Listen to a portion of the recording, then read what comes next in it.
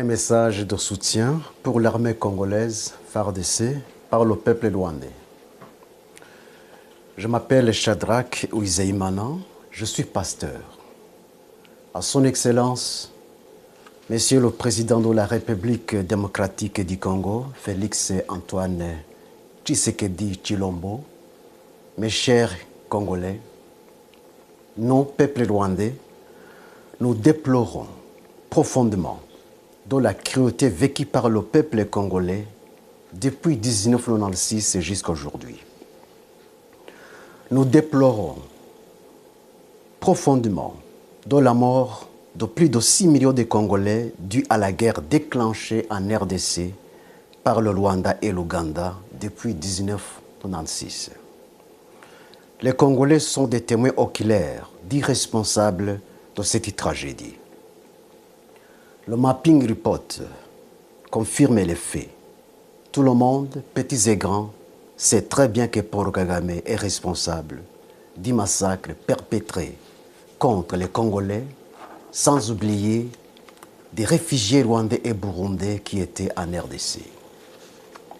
Le même individu, Paul Kagame, est également responsable du massacre qui a eu lieu au Rwanda depuis 1990 à 1994. La communauté internationale a traité car toi azo kanisa toi azo kosa biso po azo kanisa te to yebi ka communauté internationale azana sima wana po Kagame kamukea Kagame azane sanguinaire to yebi aza voleur aza muyibi aza ndoki azo amelaka makila ya batu to yebi aliaka musunya mutu mais azana bokasi koleka États-Unis te.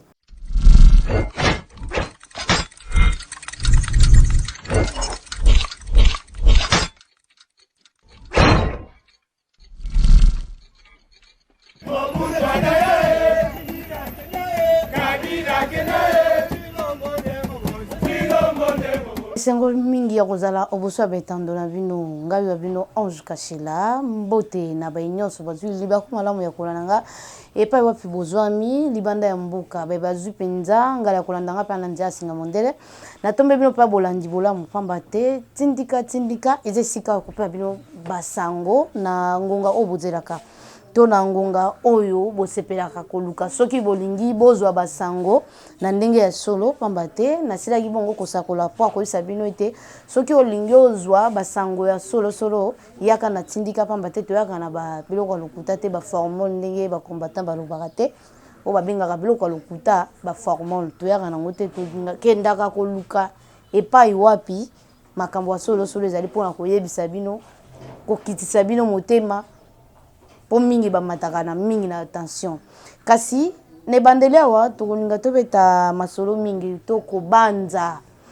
kokota pe na kati ya milulu ya koyeba to ya kokanisa Patrice Emery Lumumba po baza penza mingi bayebi bokasi to mpifo ya eloko te ndezokamusa pamba te bakotanga misolo ebele bamimisi yango kaka mpona lino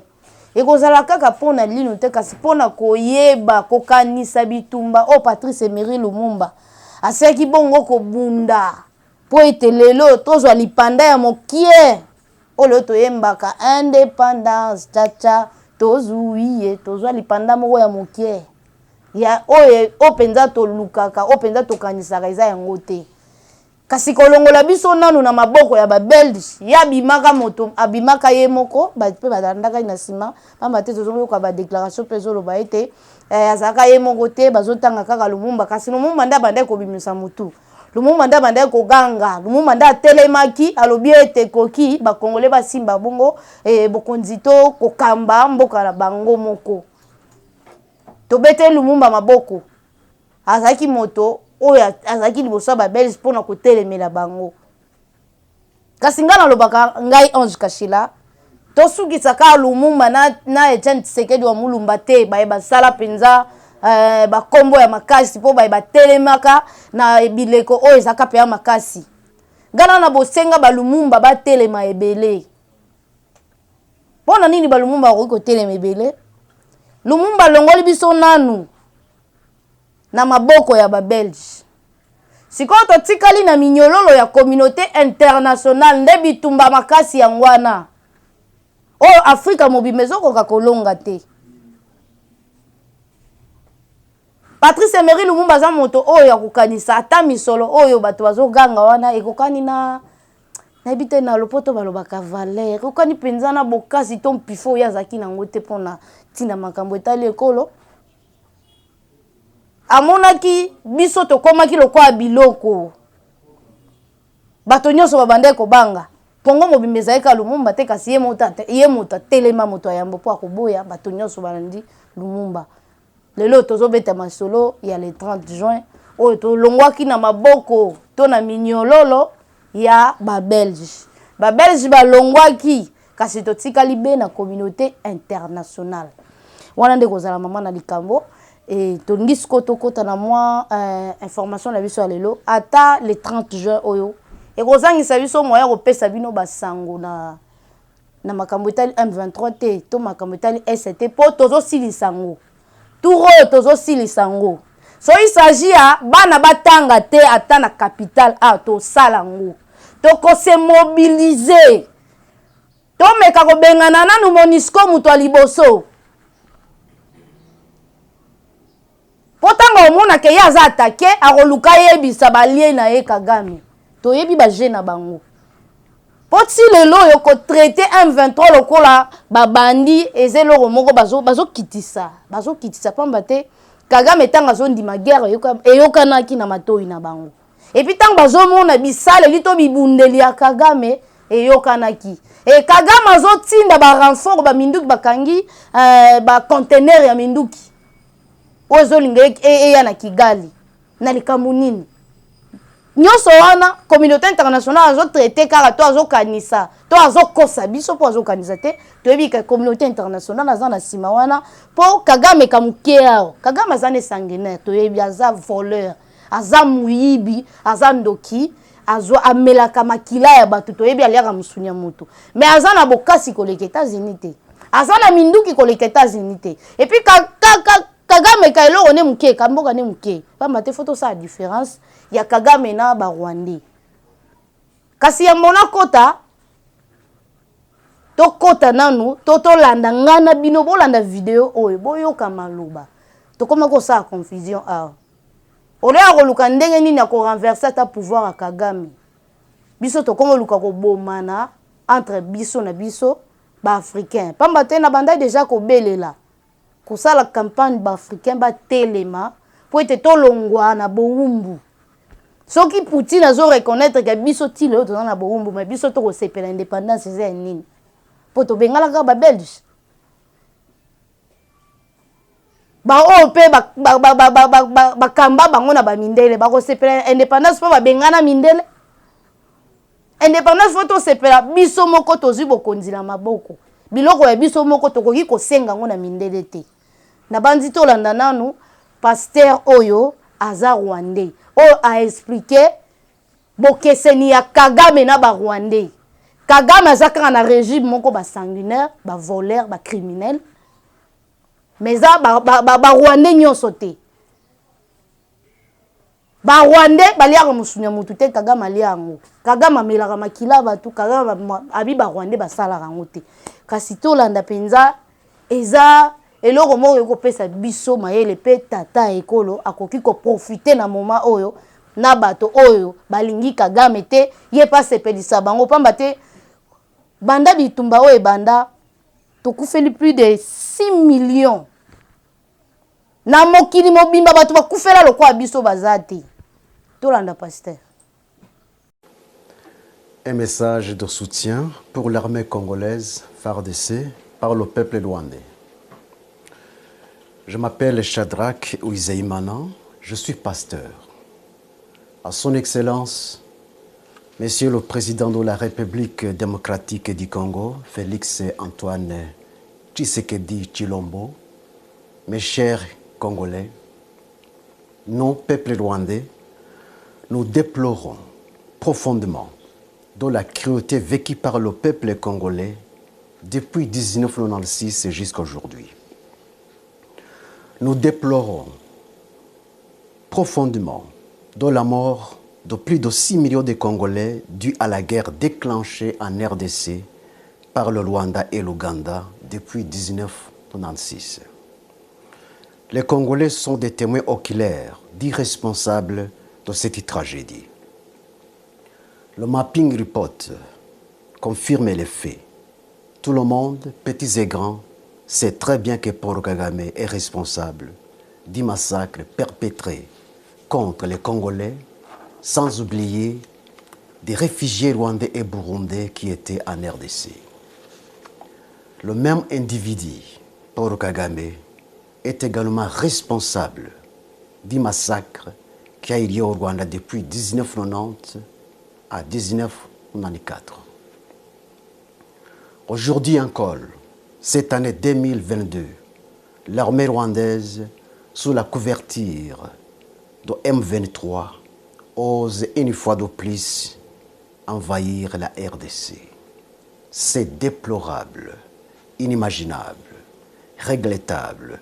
et insupportable. À son Excellence, Monsieur le Président, mes chers Congolais, j'aimerais que vous sachiez cette vérité, la vérité suivante. Ne confondez jamais le peuple rwandais et Paul Kagame. Ce sont deux personnes différentes, de caractères différents et d'éducation différente. Si vous acceptez de comprendre cette vérité, regardez le caractère et l'éducation du peuple rwandais, non pas dans le miroir de ce régime sanguinaire, tyrannique, totalitaire, despotique et génocidaire de Paul Kagame, mais dans le miroir du régime sociable et paisible de Habyarimana Juvenal. À son Excellence, Monsieur le Président et mes chers Congolais, le peuple rwandais est connu par son caractère social envers ses voisins. Par contre, Paul Kagame n'a pas ce caractère. Le peuple rwandais est connu par son caractère de promouvoir la paix avec ses voisins. Par contre, Paul Kagame n'a pas ce caractère. Le peuple rwandais est connu par son caractère de ne pas verser du sang, même celui des animaux, car il mange de la viande seulement pendant les jours de fête. Par contre, Paul Kagame n'a pas ce caractère. Son plaisir est de marcher dans le sang et de dormir dans le sang, non pas des animaux, mais de l'homme. Paul Kagame est un tyran sanguinaire. Les faits le prouvent. Le peuple rwandais est connu par son caractère d'aversion pour la guerre et tout conflit. Paul Kagame n'a pas ce caractère. C'est un homme belliqueux. Mes chers Congolais, Paul Kagame est un mercenaire parmi les Rwandais. Tout ce qu'il fait, il ne le fait pas pour l'intérêt de la nation rwandaise, mais pour son propre intérêt. Les Rwandais qui sont aujourd'hui dans le pays ont été pris en otage. Ils sont dans une prison à ciel ouvert. Ils n'ont ni le droit de parler, ni le droit de penser, ni le droit de faire quoi que ce soit pour son bien-être d'aujourd'hui et de demain. Le peuple rwandais est un peuple malheureux, un peuple sans défense et sans protection, sauf Dieu seul. Ne commettez pas donc une erreur de confondre le peuple rwandais et Paul Kagame. Un homme de cœur durci qui donne au peuple rwandais une mauvaise étiquette parmi les Congolais, les Tanzaniens et toutes les nations de la terre. Ne commettez pas non plus une erreur de confondre les Tutsis et Paul Kagame. Paul Kagame est un mystérieux parmi les Rwandais. Ce qui dégage l'hypothèse selon laquelle Paul Kagame serait un démon sous la chair humaine, en considérant ses actes démoniaques, ils ont raison de le dire. Cette même hypothèse a été avancée par les Juifs sur Hitler. Si Paul Kagame est au pouvoir aujourd'hui à Kigali, il n'y est pas parce qu'il a été élu démocratiquement, mais par l'usurpation du pouvoir. Lorsque nous disons Nous, peuple rwandais, nous soutenons fortement l'armée congolaise FARDC dans cette lutte louable qu'elle est en train de mener contre l'armée rwandaise. Sous couverture de M23, vous devez saisir nos propos, non pas comme ironie, mais pour la vérité, rien que la vérité. Le peuple rwandais n'a pas donné à Kagame un mandat d'agresser la RDC sous la couverture de M23. Il a fait et il fait cet acte ignoble par ses propres mérites, non pas par les mérites des Rwandais. Nous, peuple rwandais, nous dénonçons et condamnons énergiquement l'invasion de l'armée rwandaise sous la couverture de M23, sous l'ordre de Paul Kagame, non pas sous l'autorisation de la nation rwandaise. Nous, peuple rwandais, nous demandons à Paul Kagame de démissionner car ces actes de barbarie contre la RDC depuis 1996 jusqu'à aujourd'hui est une honte pour la nation rwandaise. Personne ne doute l'invasion de la RDC par l'armée rwandaise sous la couverture de M23. Personne, sauf les alliés de Paul Kagame pour leurs intérêts personnels. À son Excellence, Monsieur le Président et mes chers Congolais, trop c'est trop. Paul Kagame a dépassé les limites de ses actes de sabotage. Aujourd'hui, à son Excellence, Monsieur le Président et mes chers Congolais, vous devez donner une leçon irréversible à Paul Kagame et son régime despotique pour ne plus envahir la RDC une fois de plus. L'armée congolaise mérite un soutien total de tous les Congolais, de tous les Rwandais et du monde entier afin d'éradiquer les racines productives et du mal, non seulement pour les Congolais, mais aussi pour les pays des Grands Lacs. Aujourd'hui, c'est une occasion opportune que Dieu offre aux Congolais pour sécuriser pour toujours non seulement le Congo, mais aussi les pays des Grands Lacs qui sont déstabilisés par Paul Kagame et Museveni depuis 1990 jusqu'à aujourd'hui. Paul Kagame, un homme qui s'est fait Dieu en Afrique. J'ai attendu ces fanatiques l'appeler l'homme fort de l'Afrique. Et c'est vrai? Pas du tout. Ce n'est pas l'homme fort de l'Afrique, mais l'homme du mal de l'Afrique. La parole de Dieu dit, je cite, « L'orgueil précède la chute ». Aujourd'hui, c'est la chute de Paul Kagame avec son régime despotique. À son Excellence, Monsieur le Président et mes chers Congolais, aujourd'hui, Dieu vous offre l'occasion, la plus belle occasion de sécuriser votre pays. C'est à vous de l'exploiter et de la profiter. Une occasion perdue ne revient pas. Il faut aller jusqu'à la source du mal et éradiquer le mal et établir le bien. Levez-vous comme un seul homme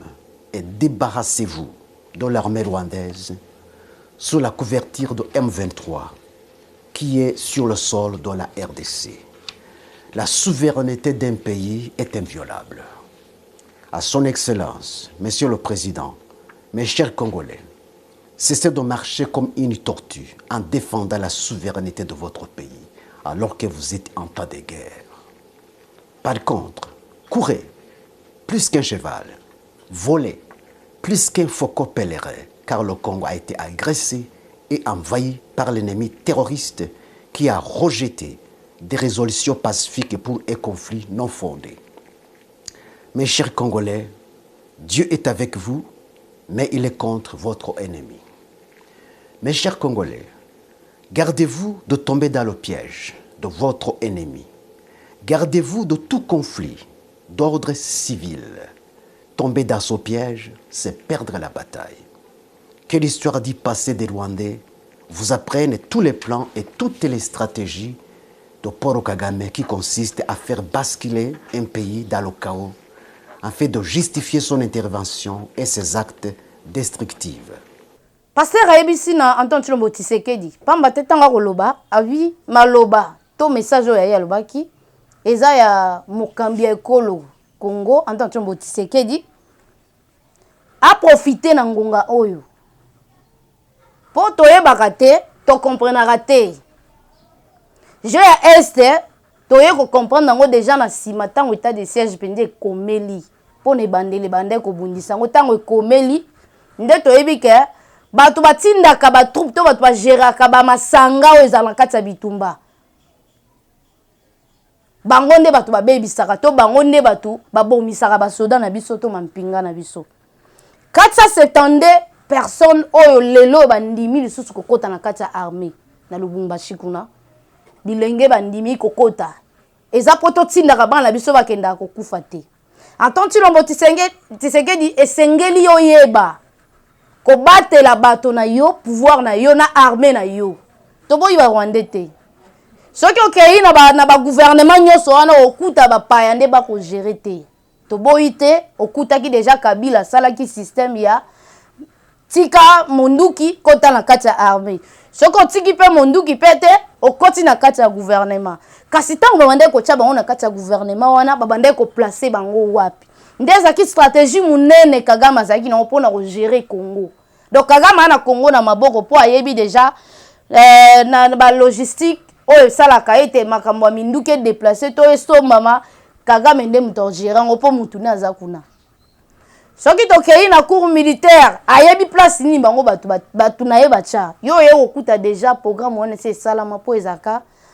groupe ba rébellion oyo musée azaka innocent na lobaka musée azaka innocent bazwa ye kaka pamba boye ngulungulu mpo saka ya bokonzi ayepa koti ayebaka nete plan ya Kabila na Kagame ezalaka mpona kogere Congo na nsima Kabila na Kagame eza communauté internationale oyo renforçaka bango baminduki oyo renforçaka bango babiloko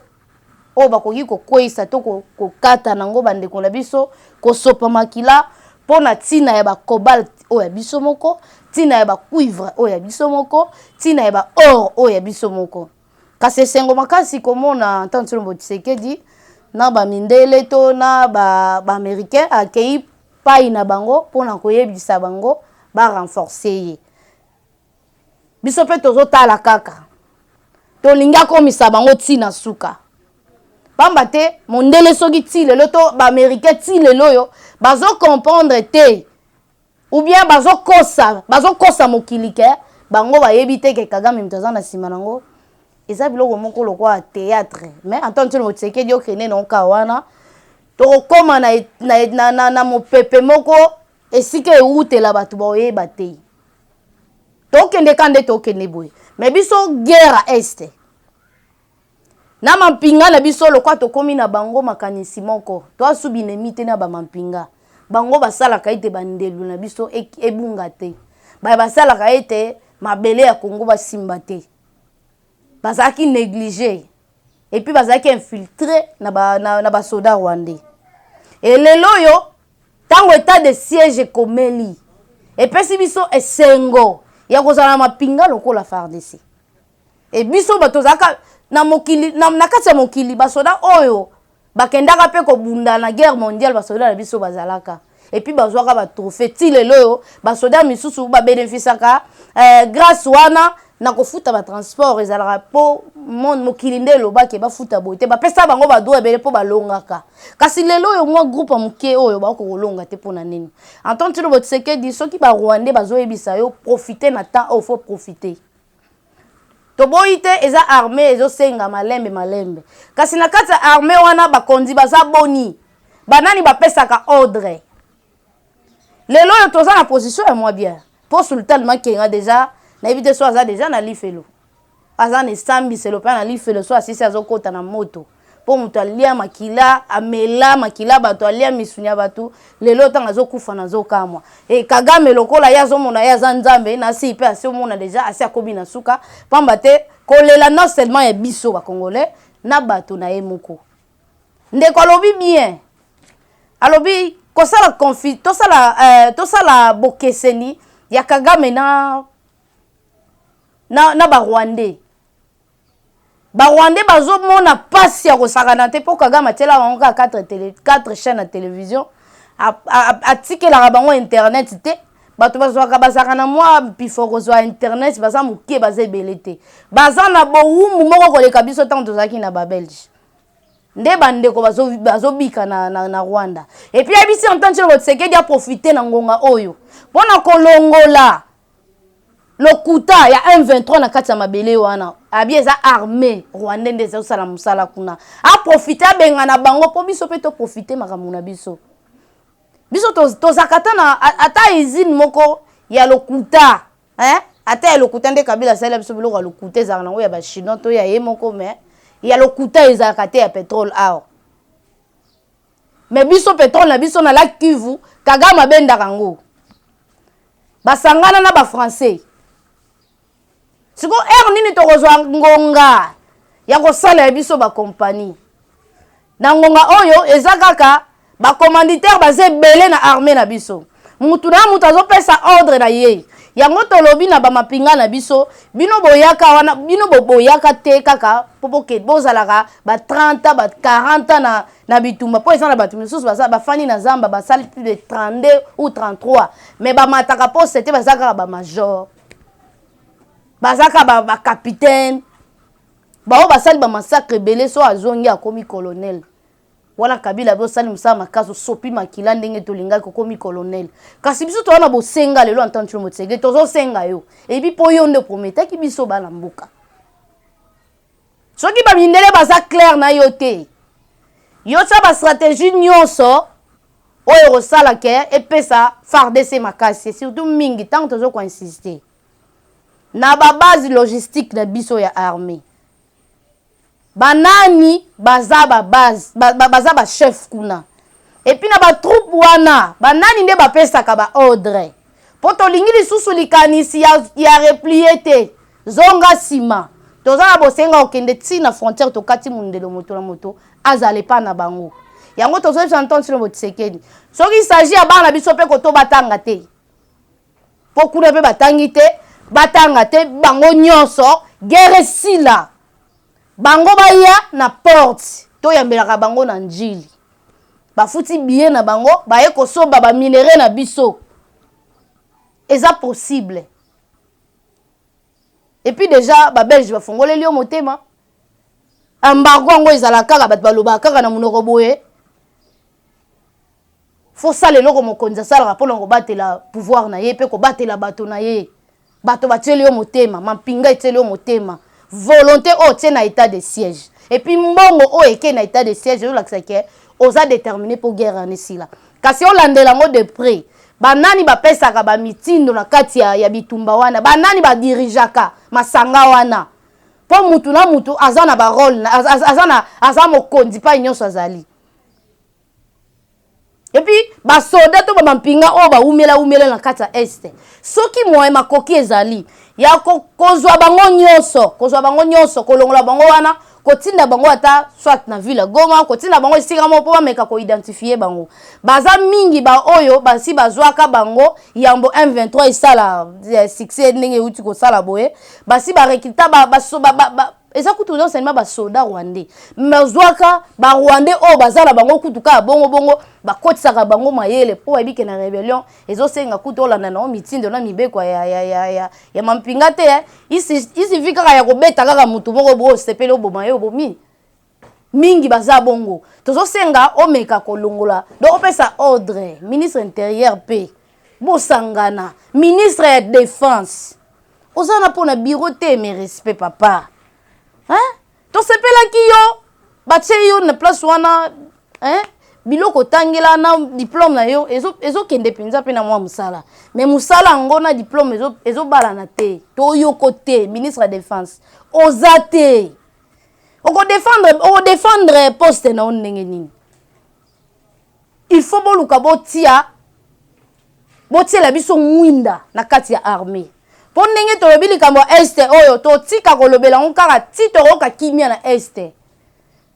titoroyoka na esika bato babunda me bakomi kotia ba usine kuna ya ba congolais kutu ya l'état congolais komi kosala ba usine ya ba or ya ba cobalt biso ndeto komi osalela ngo ndeto kotika kolobela likambo este wana lokola toyebi ke za cop ya communauté internationale basungaka biso lelo te les contrats biso ndeto kenda kosenga bango eza inutile ya kosangana to ya kosolola na bango Union africaine kutu tozo sangana 54 pays poto bibisa eloko te est-ce que ça pena tina ya kokende kolekisa ngonga kuna ba sanction bimaka na Europe kuna soko tumboli muninga bat to mona Ukraine na Russie oyo kosomba ba or nani o kosomba ba or ya Russie ba ko suspendre Kagame azoka ba or wapi nani suspendre Union africaine kimia akolwana eloko te bake na Nairobi kuna liboso nanu Kagame asali ba fier asali théâtre aya koyate groupe na EP ya M23 ba yakite deuxième aye nango azoseka les muta retourner eloko azate tina lisangane zanini yango tozo banton tilo motsekedi telema lokwa mokonzi kobanga no mindele te po pouvoir na yo uti na kuna te muta kosote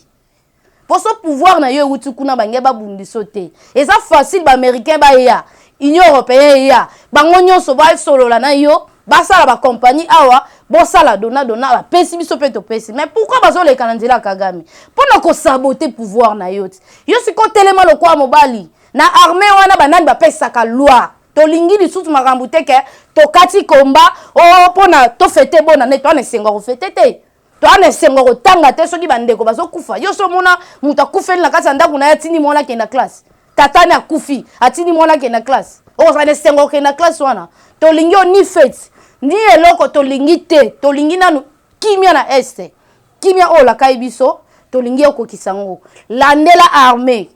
tobi ke mambo lumumba erozi au moins 2 jours ozoyi batema yebaka banani ba opesa mitindo na mibeko na kati ya armée wana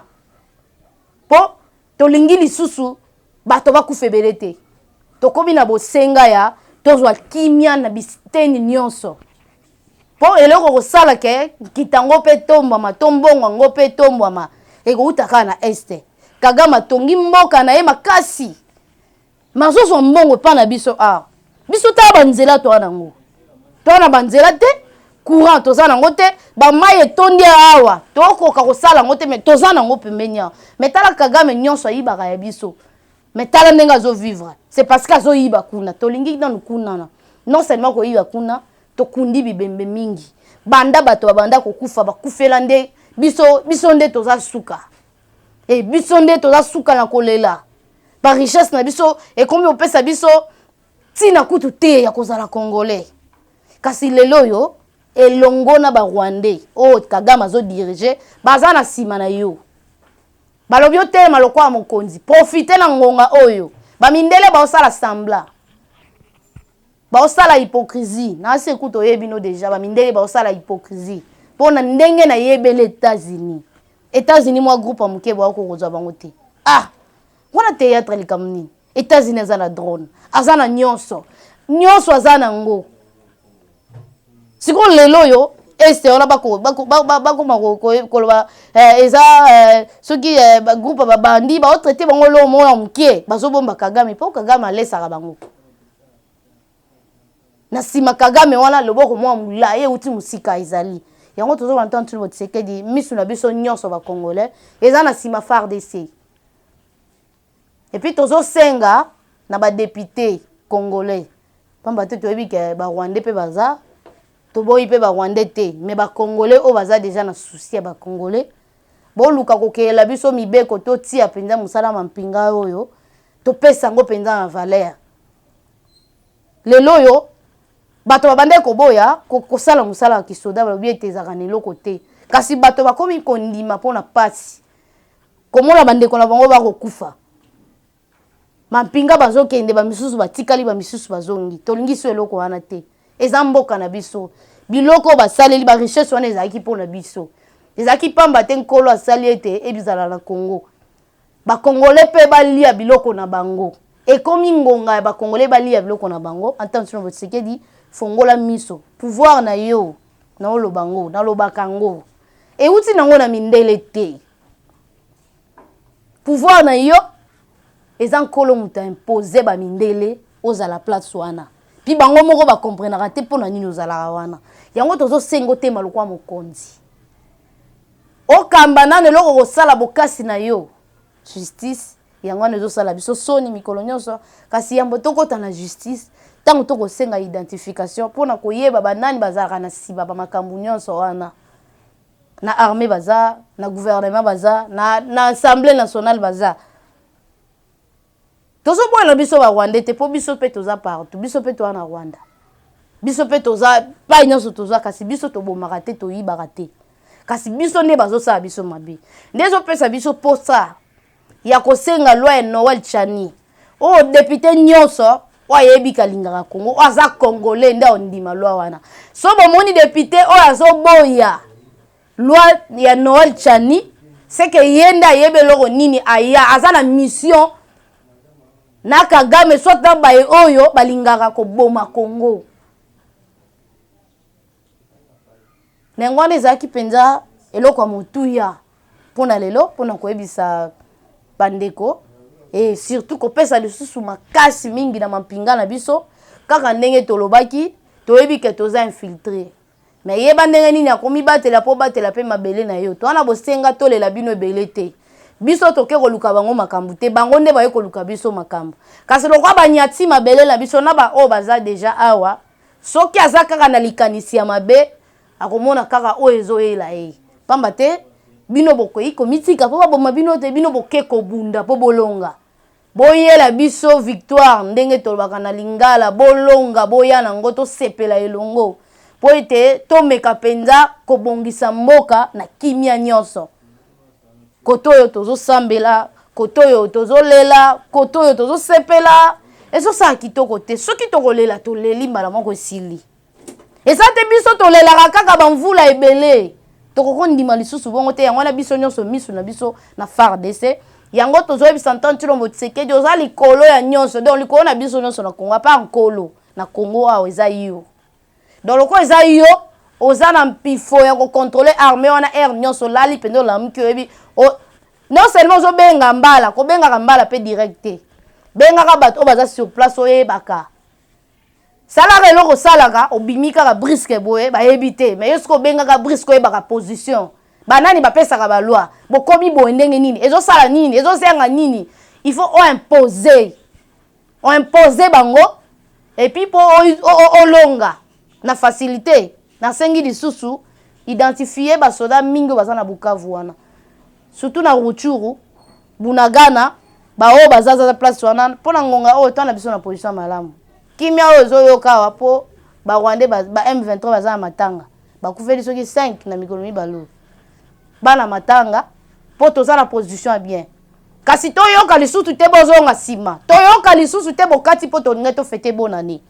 soki il s'agit de refêter bonne année te jour à bonne année wana biso nyonso tolali soit tofandi na bandako tosala ngata lokwa ville morte po mutu nyonso koma na likanzi pona koyebisa la mokili ke toboyi biloko wana baya kokota na porte na bandi ete naza penza clair na maloba na nga ntango tolobaka boye po naza congolaise ntango soko fanda loba yo zoloba ozana naza congolaise na botami awa epuis nazaka posa ya mboka na ngai ebonge koma mpe lokwa bato nyonso naokaka pasi ntango namonaka ete bamindele bazalaka na eloko te batongi koleka biso bato ozalaka nango naokaka pasi ntango mondele ayaka abongi atindi Kagame aboma ndeko na nga mpo ayiba biloko ya mboka na nga nde esala nga pasi nayebisi bamampinga na biso ya mboka botelema boyoka biyoka te soki boremarke ke oyo bozotambola na aza ennemi bosala eloko okoki kosala mpo ete bomibatela mpo bobatela mpe ekolo na bandi ete nakomi na suka natondi bino matondo mingi natondi biumbu oyo azalaki na nsima kamera ya tindika natondi Rifan Kisombe Papi Kelly na ba nyonso bazaki penza libaku malamu ya kulanda ngai wa bino Ange Kashila Raja Kula moto ntikulu po ete tokutana pe mbala sima.